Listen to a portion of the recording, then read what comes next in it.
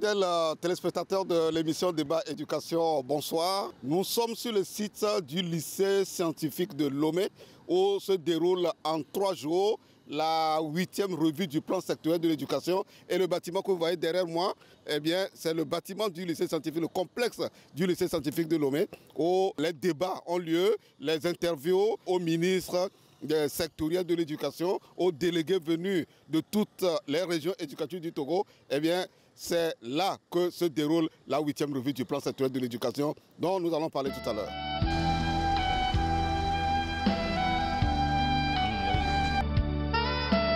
Fidèles téléspectateurs de l'émission Débat Éducation, bonsoir. Nous sommes à la 8e revue du plan sectoriel de l'éducation et nous avons délocalisé notre plateau au lycée scientifique de Lomé. Ma collègue et moi avons décidé véritablement d'imprimer une visibilité à cette 8e revue sectorielle dans la mesure où le sujet au centre donc, de cette revue a porté sur l'impact de la Covid sur l'éducation. Et Dodo, nous avons décidé de faire plusieurs entretiens.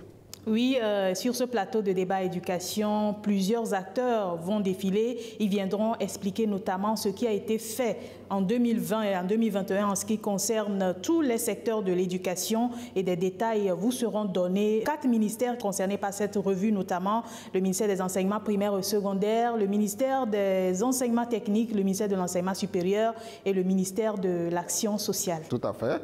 Et comme elle le dit, nous allons recevoir dans un premier temps les ministres. Voilà, les ministres sectoriels. À la suite des ministres sectoriels, c'est leurs techniciens qui vont rentrer dans les détails pour nous dire un peu de façon plus pratique ce qui est en train de se faire. Et naturellement, on va interviewer aussi les délégués, puisqu'il n'y a pas que les acteurs des ministères qui prennent part à cette revue. Exactement. Il y a la société civile qui prend part, les partenaires techniques et financiers, les ONG. Cette 8e revue sera très dense et donc nous allons le faire ici au lycée scientifique en plusieurs numéros. Je vous invite donc à être au rendez-vous, à ne manquer aucun rendez-vous parce que vous serez vraiment édifiés sur tout ce qui se fait au Togo, notamment en ce qui concerne le système éducatif, pour que le système éducatif soit plus performant et plus résilient face à la crise actuelle de Covid-19.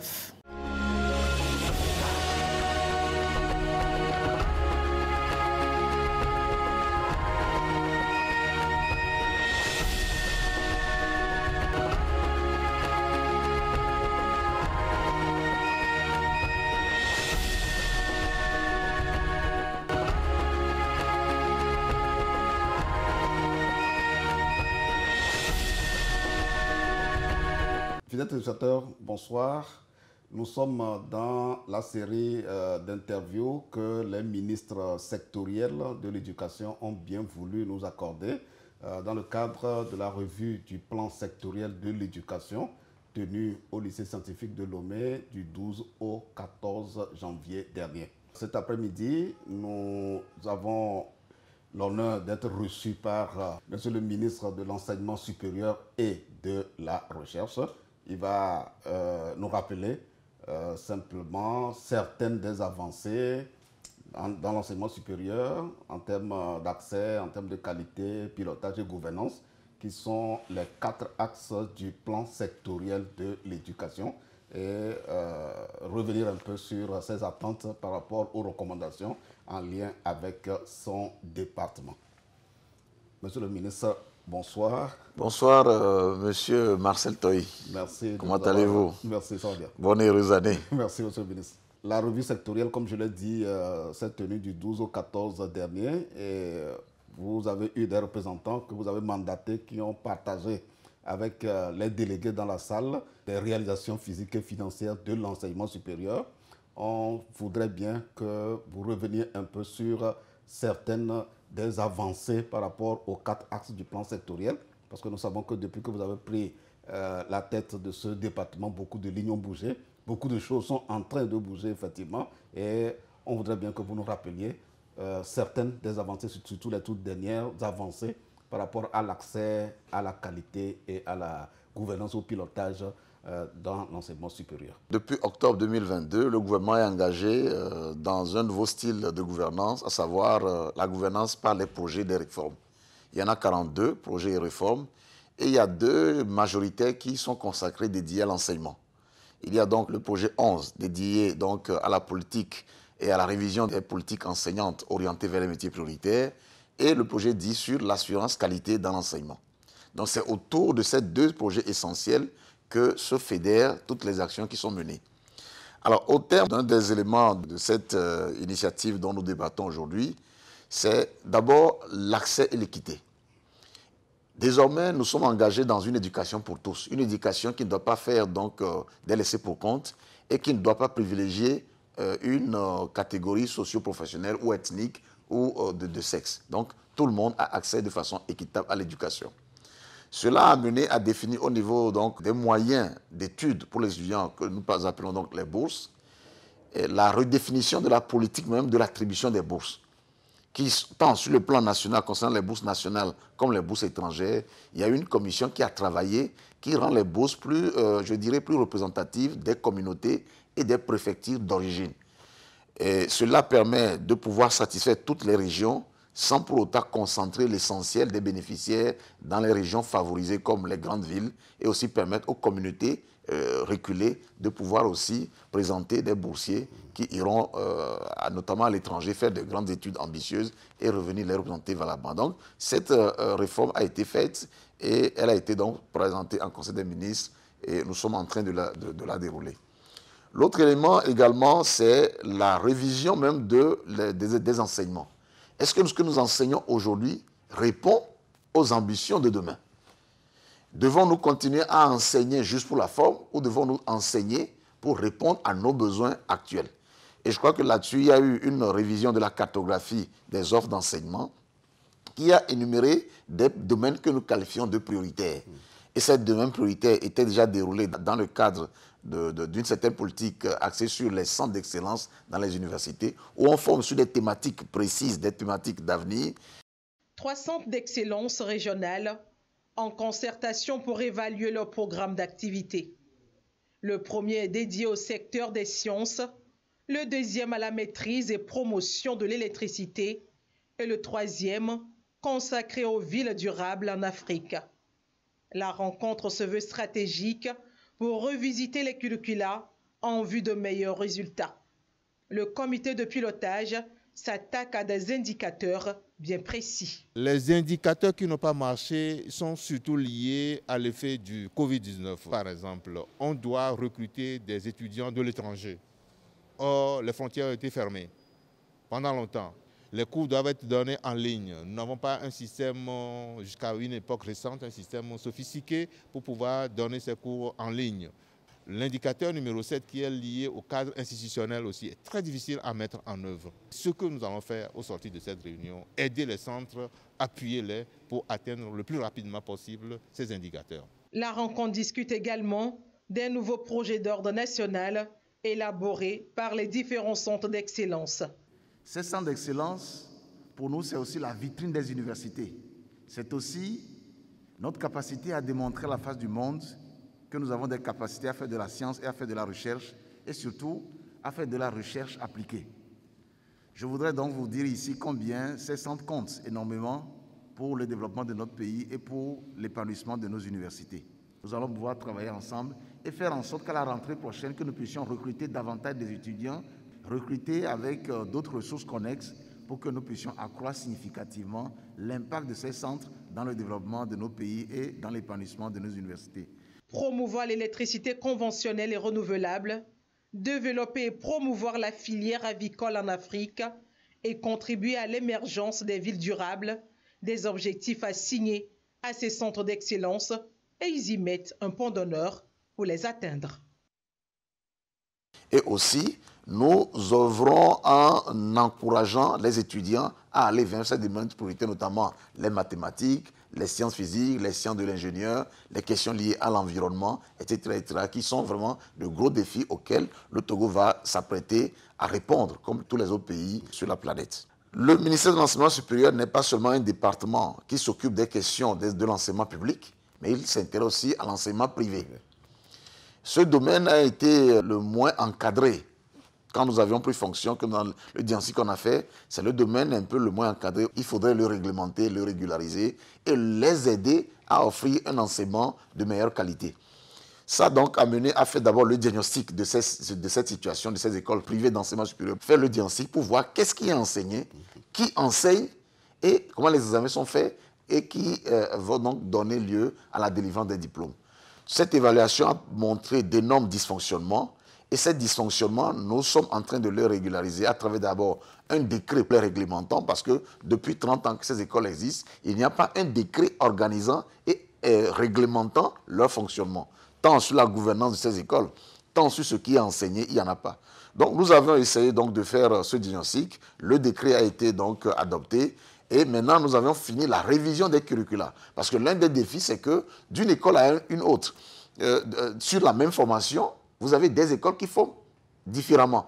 Deux écoles qui forment en gestion n'ont pas le même contenu de l'enseignement. Et quand on voit le contenu de l'enseignement, il n'est pas forcément pertinent pour ce qu'ils forment. On va retrouver donc quelque chose qui ressemble plutôt au secrétariat, alors qu'on parle de gestion. Donc, cet arrimage a été fait pour qu'il y ait une harmonisation, une uniformisation des enseignements de Lomé jusqu'à Saint-Cassé et c'est finalisé. Pour un accompagnement participatif. C'est désormais possible.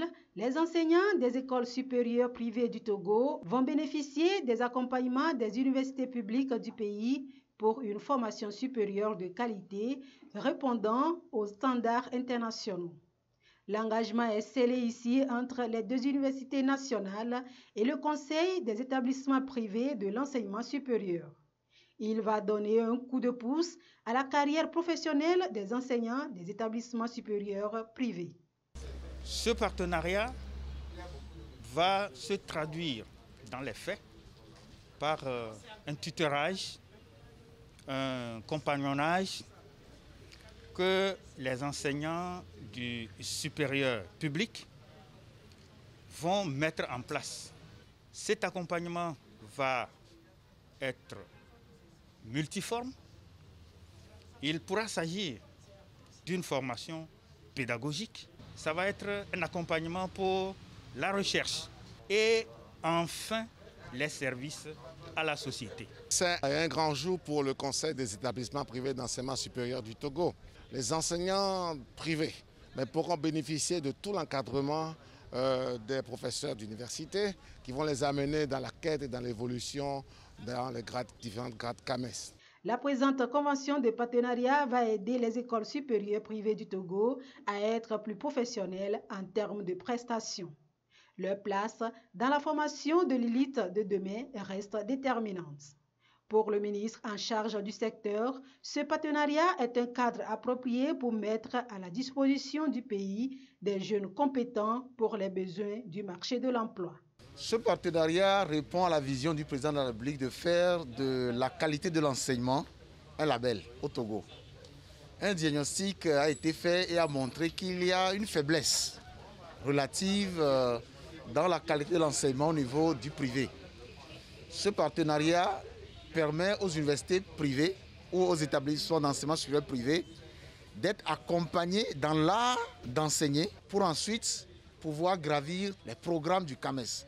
Ce n'est pas un cadeau qu'on leur offrira, mais c'est un travail pour ceux qui vont s'essayer à cela, qui respectent les rigueurs du Conseil africain malgache de l'enseignement supérieur, et ça fera dans les années à venir des maîtres assistants, des maîtres de conférences et pourquoi plus tard des professeurs titulaires. Les voies sont ouvertes aujourd'hui pour les gens qui ont les bons diplômes à pouvoir faire cette carrière universitaire de façon très qualitative.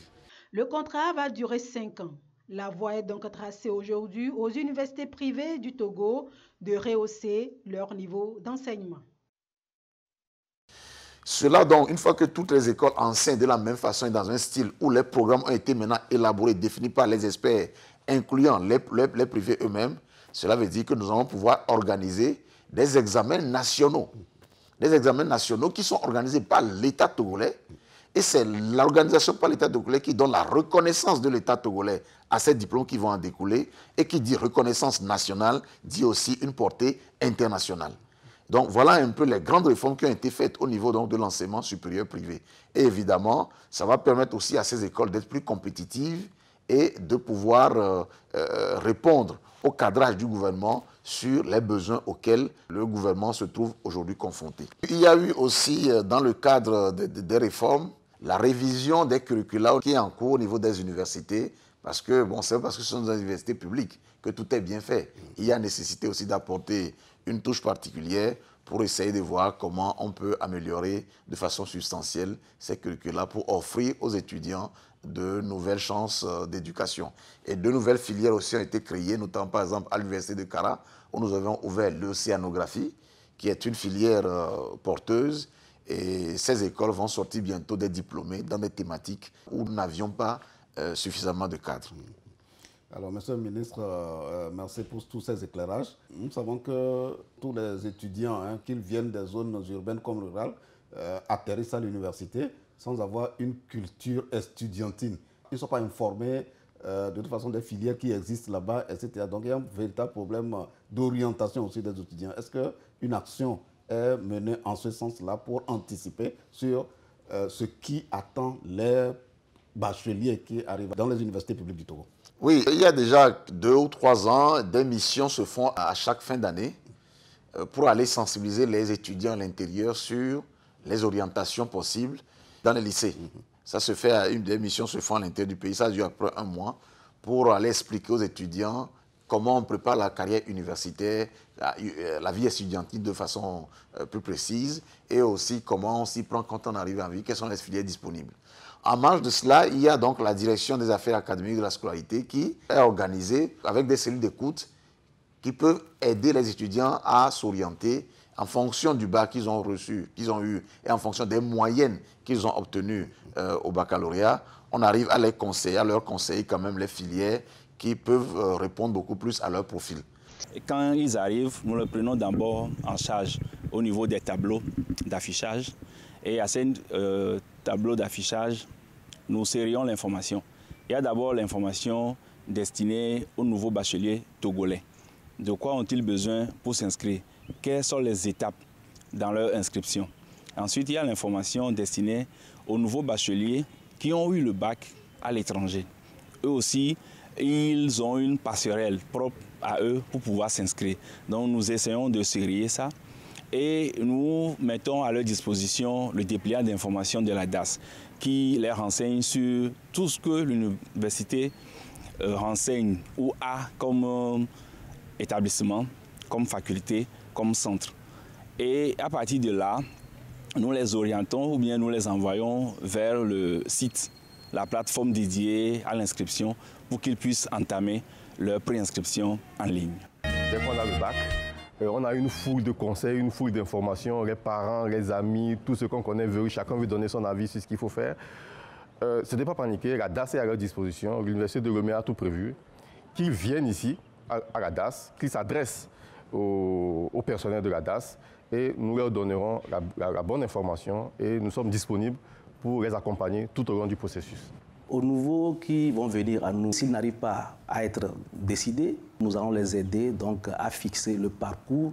Nous conseillons aux nouveaux bacheliers de commencer tôt les formalités d'inscription pour éviter de faire tout à la hâte à l'approche de la date de clôture des inscriptions. Pour le bon déroulement de leurs inscriptions, il faudrait qu'ils recherchent les bonnes informations qui puissent leur faciliter ce processus. Il y a des gens de mauvaise foi qui tentent d'arnaquer les bacheliers. Et donc par rapport à ça, d'abord la présidente de l'université de Lomé organise les délégués pour traquer ces arnaqueurs-là. Mais les bacheliers même doivent être aussi vigilants.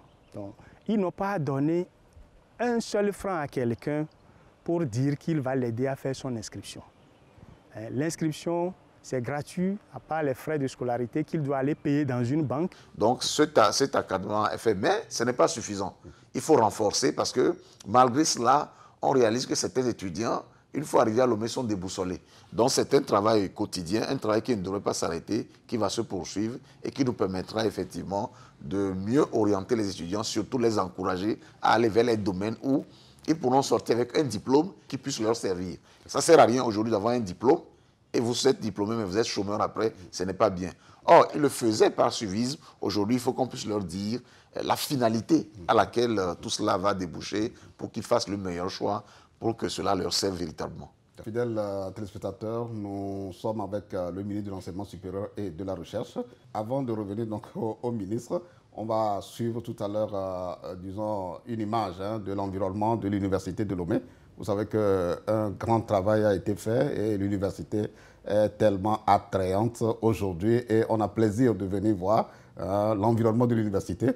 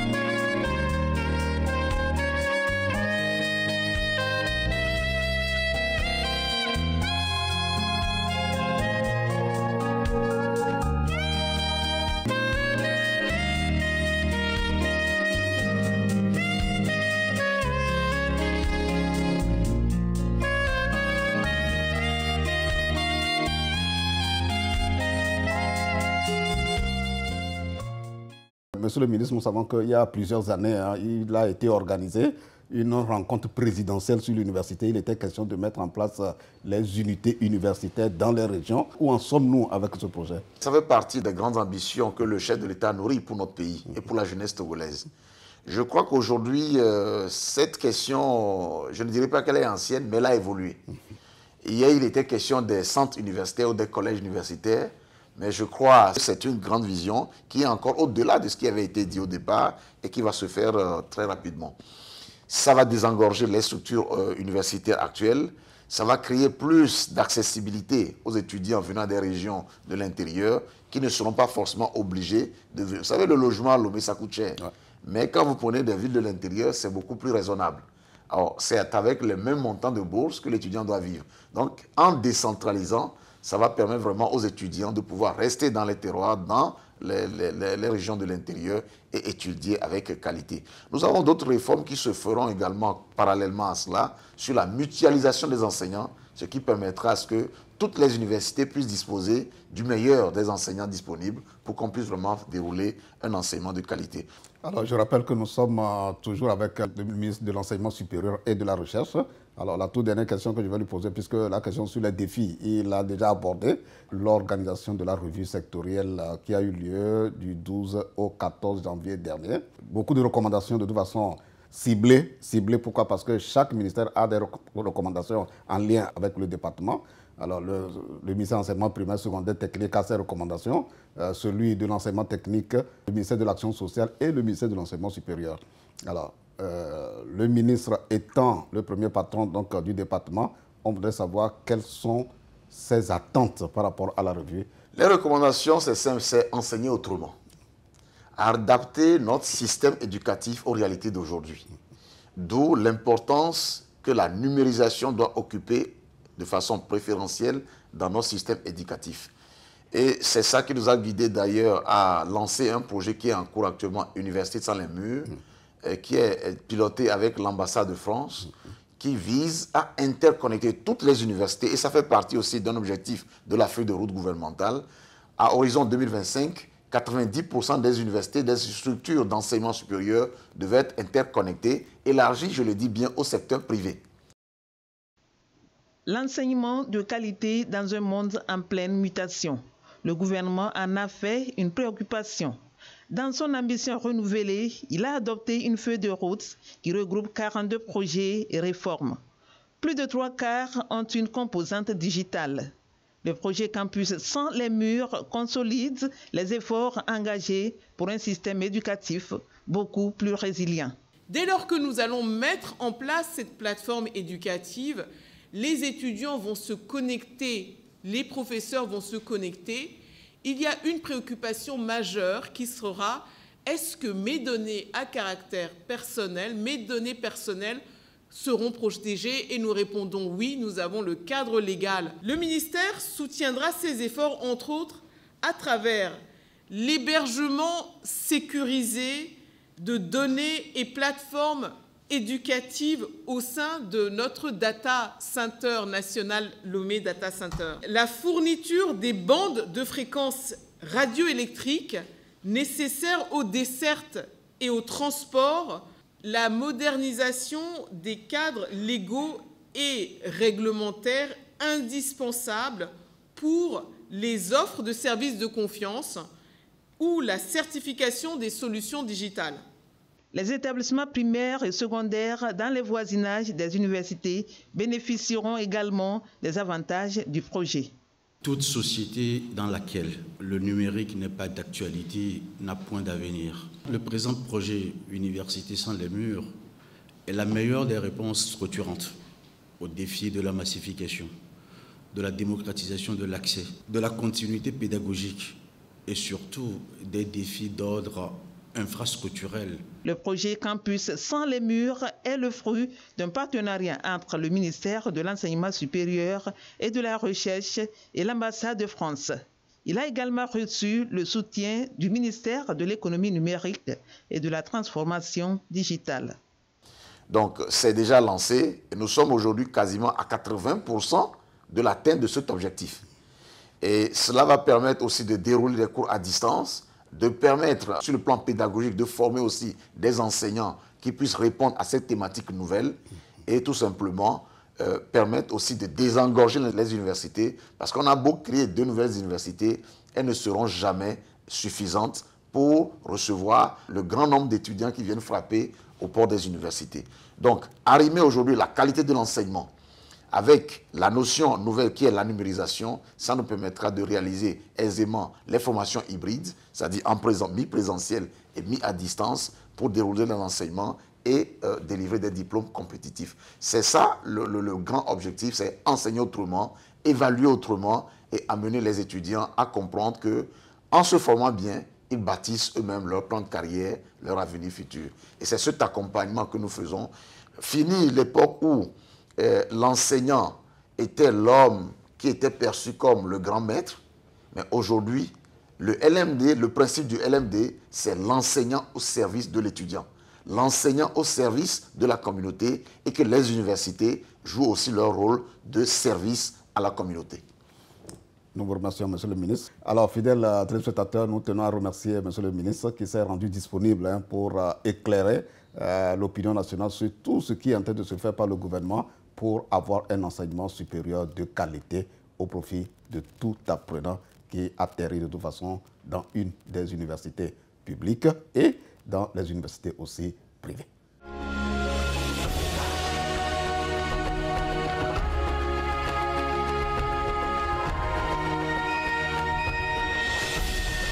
fidèles téléspectateurs, nous sommes dans la série des entretiens que nous sommes en train de faire avec les techniciens, les politiques en matière d'éducation dans le cadre de la 8e revue du plan sectoriel de l'éducation.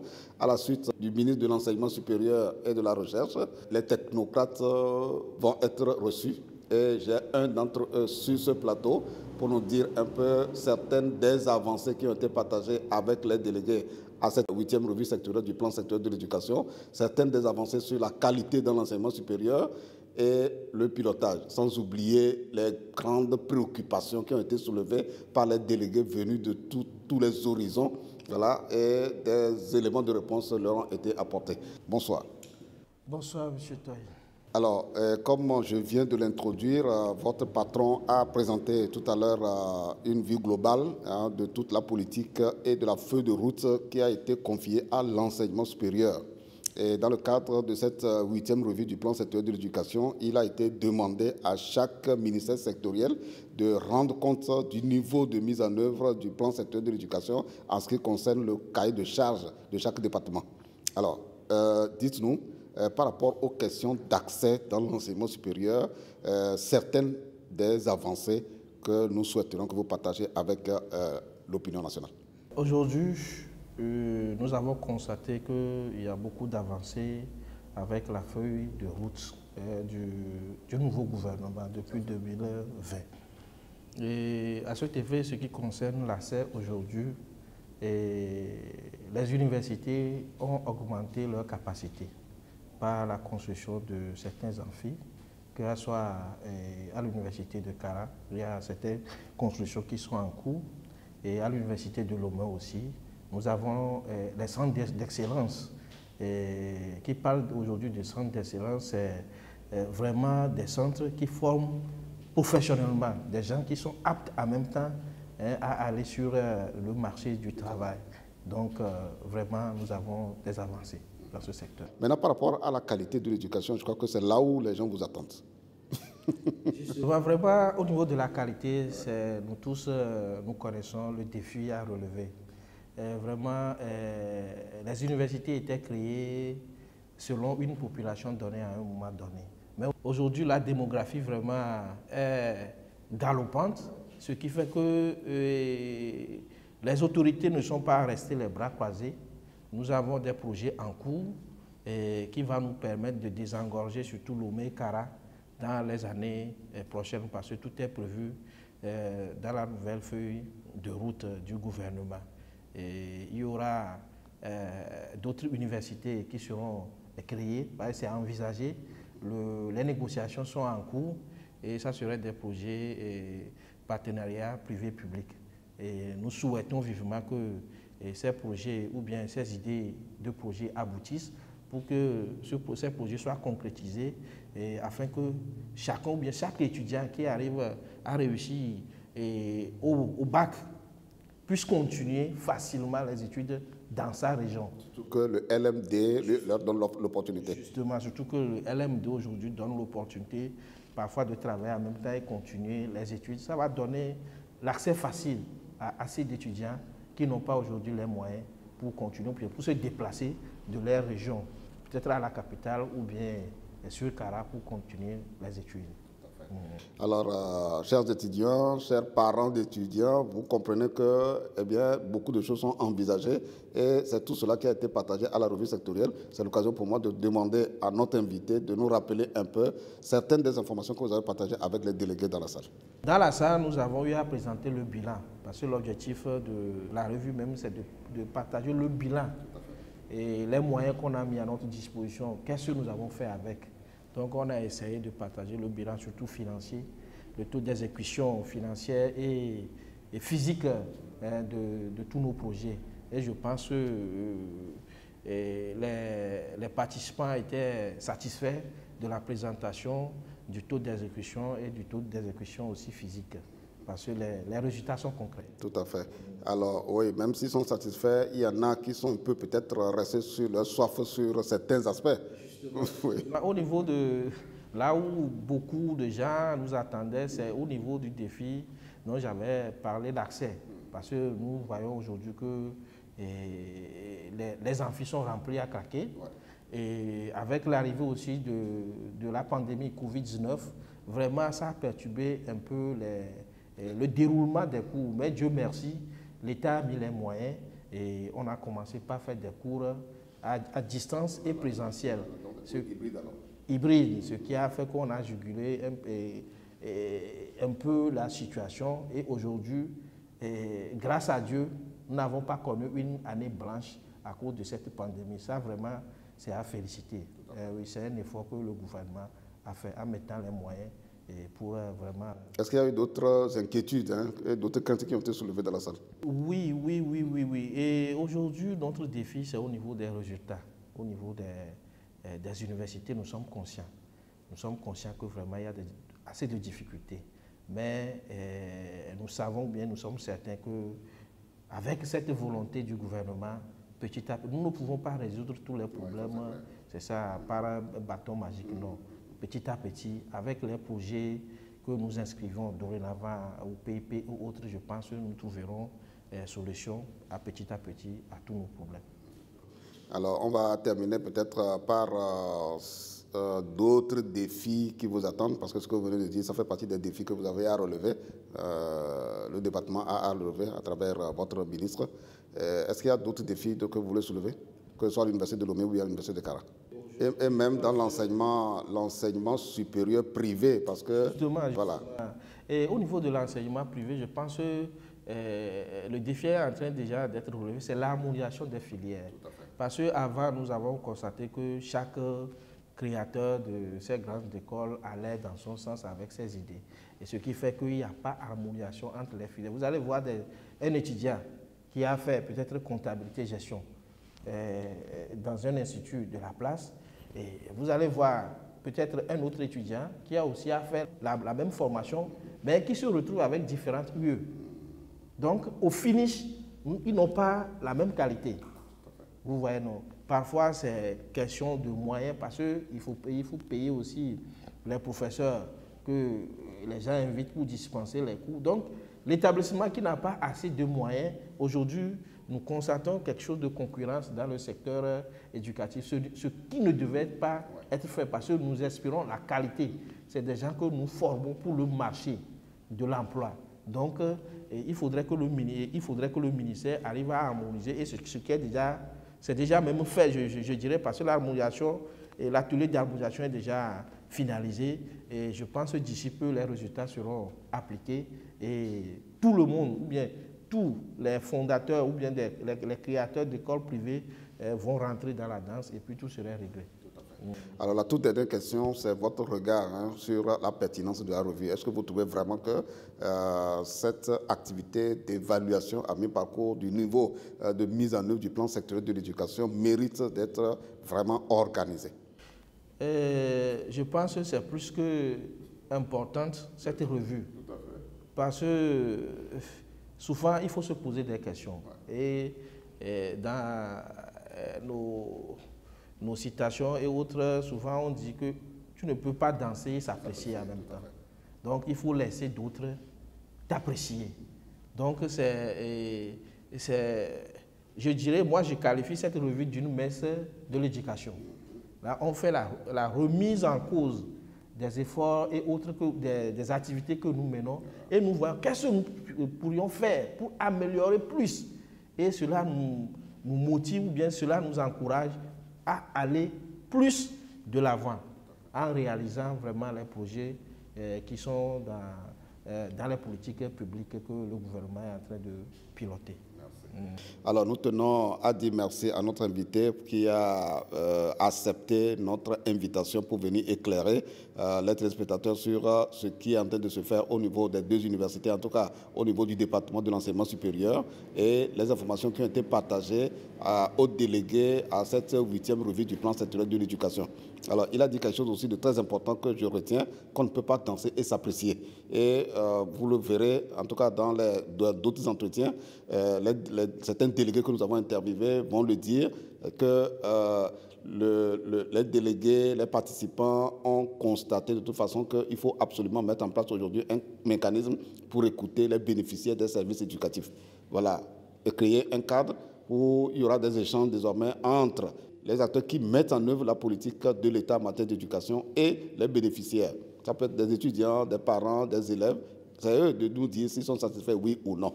Et ça permettra de tenir compte de leurs préoccupations, de tenir compte de leurs attentes, de leurs craintes, de leurs suggestions et propositions pour nous permettre d'avancer. C'est sur ce mot que je dis merci.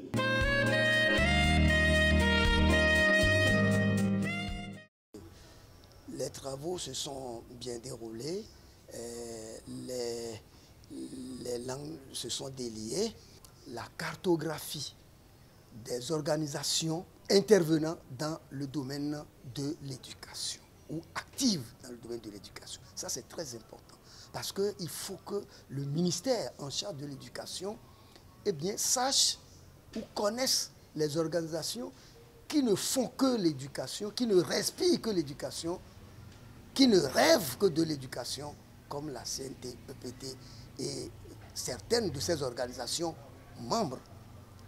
Autre chose, la coalition a proposé la création des cadres régionaux d'échange pour qu'on puisse évaluer le degré de satisfaction des bénéficiaires que sont les apprenants, qu'ils soient handicapés ou non.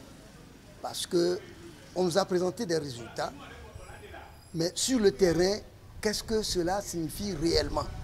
Il faut interroger les bénéficiaires, les élèves, filles comme garçons, les enfants handicapés et tout, pour voir si les efforts que fournit l'État jusqu'à ce jour, est-ce qu'ils sont satisfaits? Et c'est là où nous allons vraiment nous juger. C'est là où l'État aussi saura que tout ce qu'il fait n'est pas un coup d'épée dans l'eau, mais ce pourquoi cela se fait éprouve beaucoup de satisfaction. Il y a une préoccupation qui a été aussi abordée, c'est celle du manque ou de l'insuffisance du corps enseignant. Et là, les propositions qui ont été faites sont des propositions pertinentes. Il faut recruter des enseignants et surtout les former. La revue sectorielle de janvier 2022 a été un moment pour les acteurs du système éducatif de voir, d'apprécier les réalisations et aussi de porter un regard sur les défis du système éducatif togolais. Et des points d'attention ont été observés, effectivement. On note par exemple la pauvreté des apprentissages, la question de la qualité. Lorsqu'on sait que les manuels font défaut dans les écoles, il y a aussi les questions de violence, surtout les violences basées sur le genre. Et voilà les principaux points d'attention de la revue sectorielle conjointe de l'éducation de janvier 2022. Il y a deux principales suggestions de la coalition qui sont prises en compte dans le rapport. On note par exemple la question des livres et des manuels pour les élèves. Et là, la recommandation, c'est à défaut d'obtenir la cession du copyright, de créer une ligne budgétaire pour que chaque année, les écoles aient la quantité suffisante de livres et de manuels scolaires pour les apprenants. Il y a aussi la question d'un cadre de discussion entre les acteurs qui va regrouper aussi les bénéficiaires. Et au cours de cette revue, ce qui nous a frappé, c'est que nous sentons que l'État est en train de faire vraiment de gros efforts pour améliorer la qualité de l'éducation au Togo. Et cela est très important pour les générations actuelles et les générations à venir. Et que ce soit au niveau des enseignements primaires, secondaires, que ce soit au niveau de l'enseignement technique ou l'enseignement supérieur, y compris même l'alphabétisation, l'État est en train de faire vraiment de gros efforts. Et c'est à féliciter et c'est à soutenir. C'est la même chose aussi pour les partenaires techniques et financiers. Vous savez, dans le temps, lorsque nos partenaires viennent, ils ont tendance de nous dicter des modèles qu'ils ont pris d'ailleurs. Mais ces derniers temps, au cours de nos discussions, nous sentons qu'ils veulent forcément tenir compte de nos réalités et de nos besoins réels. Et ça permet à ce que nous puissions faire un bond qualitatif. Et ce qui nous a marqué, ce qui reste encore à faire, c'est cette question adéquation, emploi, formation. C'est très important et ce problème doit être pris depuis la base. Et la base, lorsque je parle de la base, il faut revoir nos curricula, depuis le préscolaire jusqu'à l'université, afin que quelqu'un qui sort du système, qui soit en mesure de pouvoir s'insérer facilement dans la vie active, qui soit aussi en mesure de se prendre en charge, parce que au cours de son parcours scolaire, au cours de son cursus scolaire, il s'est fixé des objectifs, il a un projet scolaire et professionnel, et à la fin de sa scolarité, il a des idées qu'il doit mettre en place pour pouvoir s'insérer dans la vie active. Donc c'est cet aspect-là qui est très important en tant que directeur de la question d'orientation. C'est cet aspect-là qui nous tient à cœur.